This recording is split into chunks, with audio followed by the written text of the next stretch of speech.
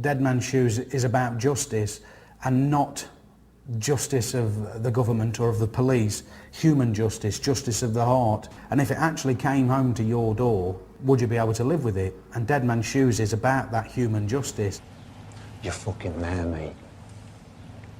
So get in that car and fuck off. When we got together and started talking about the idea that became Dead Man's Shoes, we just got talking one night about, I don't know, just some of the things that had gone on in our communities and things that had happened. And me and Paddy said, what would happen if you just put down all your raw ideas and actually followed them through from that very first? So we had 1 2-week writing session and then made a film. We had not a completely kind of full and strong screenplay, but we had about 60 pages of scenes and dialogues and things that we knitted together. But I think that, you know, the truth of it is that we come back to what feels the most honest to us in our heart, and that's where Dead Man's Shoes came. And I think we shot it in less than 3 weeks. It wasn't an easy film to make or to craft, because we ran the risk of people thinking it was just a death wish movie, but we knew there was much more heart and complexity than that. And it was just a guerrilla style, back to basics film, you know, with a smaller crew.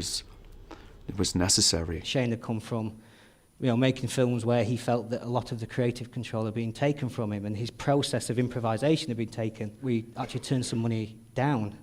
We could have made it for more than $1 million. It ended up being 700 grand, because we wanted to back Cheyne's vision. I only met Cheyne in February, and in May we were on set on Dead Man's Shoes. The thing with Dead Man's Shoes is that when you go back to working with, like you say, inexperienced actors or people with very little training, this could be their first and their last film. And so when they come on with that hunger, and I approached it with a hunger that was like, actually, I might have actually lost what people liked about me. Can I get it back? You know, it's a Cheyne Meadows film, and Cheyne has to go away and do the hard work of editing it together. And I feel creative in his company, and he's like a brother, you know. He really is. Brilliant thing is that a lot of the actors have been noticed as giving great performances, and especially this newcomer Toby Kebbell. In terms of having to give a believable performance, it was one of the most difficult things to pull off. I stole something off a chap I'd seen on a train. Every time he looked, he was reading a book. He's a handsome chap as well. He was reading a book, and every time he looked out the window, he did that, and I was like, I thought he's cracking on for his friends, surely. But he kept doing it.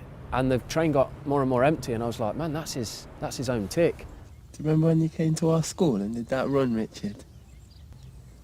I do, yeah. Good day that was, wasn't it? It was a guy that was just ever so slightly more simple, or, you know, not so quick on the uptake, you know, and he'd got this guy that was so much more subtle than what I was expecting to walk through the door. It's someone that's not that dissimilar to anybody else that's walking the street, but in the wrong hands, that can be abused. The education I got from Cheyne, I'll never be able to forget. You know, he's one of the best directors I've ever met. He could act brilliantly well, and that ability helps your performance no end. So, yeah, I get a bit sentimental about Cheyne, because, you know, I miss him a great deal, and I just wish I could do all my films with him.